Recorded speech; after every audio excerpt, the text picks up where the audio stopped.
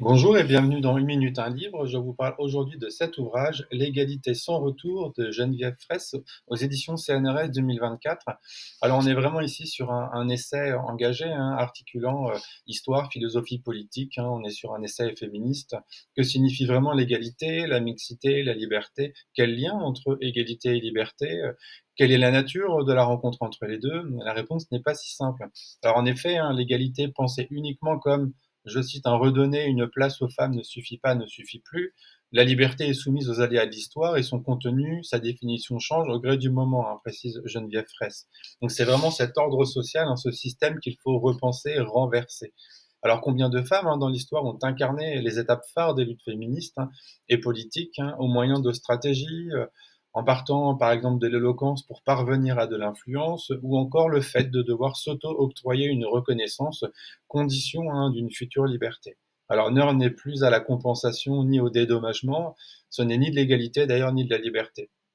Car c'est vraiment conditionné à un système de domination patriarcale, je ne vous apprends rien. Alors respecter finalement l'opinion dans le sens de se tenir à sa place genrée, s'y conformer, non merci. Et on le sait, depuis la Révolution, des mobilisations ont bien eu lieu, il faut pouvoir les éclairer. Alors une anecdote justement historique, je vous lis page 41, c'est une nuance intéressante qui correspond bien à la demi-mesure de la démocratie exclusive.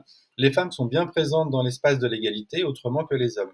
En effet, elles peuvent être responsables de leurs actes politiques, mais, notamment parce que non citoyennes, elles ne sont pas condamnables. L'expérience d'Olympe de Gouges, qui fut guillotinée donc punie, montre le contraire. Paradoxe évident, mais image adéquate à leur situation d'égal-inégal dans la démocratie exclusive de notre modernité.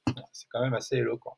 Donc être utile n'est pas une reconnaissance, l'universel masculin peu soucieux de la réalité des femmes n'est plus acceptable, et cette thèse n'est pourtant pas nouvelle. Alors sans retour, pour Geneviève Fraisse, consiste non pas en une garantie d'un progrès linéaire, mais ce qu'on appelle finalement une irréversibilité du principe même d'égalité. Alors sur le plan, on l'a vu, intellectuel et politique, que rien finalement ne peut plus effacer. Donc c'est vraiment l'idée que cette égalité sans retour n'annonce pas la fin du patriarcat, même si c'est l'horizon et l'objectif, mais plutôt la fin de sa légitimité, c'est-à-dire qu'il ne peut plus redevenir pensable de manière unanime. Voilà. Ajoutons quand même qu'une égalité sans retour en arrière est évidemment souhaitée. Rendons fait mage aux femmes qui se sont mobilisées pour les droits d'aujourd'hui. Fourier parlait de rivaliser l'homme. Spoil, les femmes peuvent remplir aussi toutes les fonctions sociales. Donc existe-t-il finalement un moment historique précis qui décide de la fin de l'oppression des femmes, de la fin du patriarcat? Le patriarcat ne disparaît pas en un instant, il disparaît quand l'idée d'égalité devient irréversible. Alors nous y sommes? Non.